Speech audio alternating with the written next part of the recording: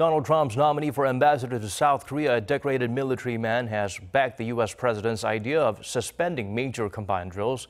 Harry Harris described it as an option worth exploring while denuclearization talks continue. Seung-jae shares with us the Admiral's remarks. Shortly after his historic summit in Singapore with North Korean leader Kim Jong-un, U.S. President Donald Trump announced he might halt the joint military exercises between South Korea and the U.S., a move long sought by the North. Siding with Trump on the issue is the president's latest nominee for ambassador to South Korea, Admiral Harry Harris.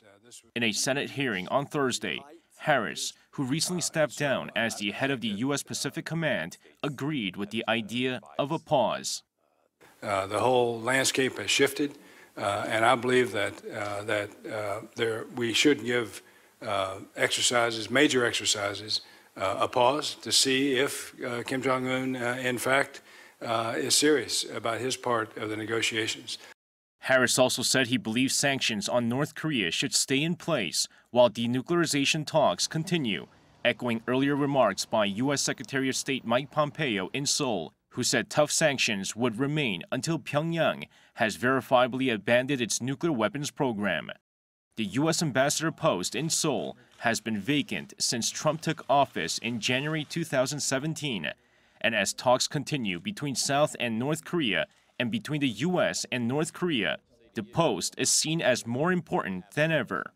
As the nominee to become President Trump's first ambassador to South Korea, Harris said he feels optimistic about the future of the Korean Peninsula.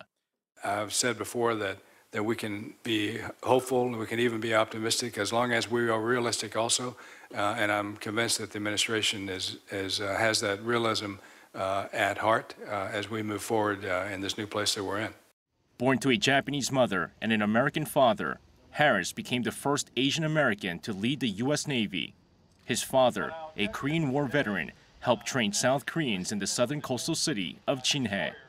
With his decorated military background and his connections to Korea and the wider Asian region, Harris has a strong chance of becoming the next U.S. ambassador to South Korea.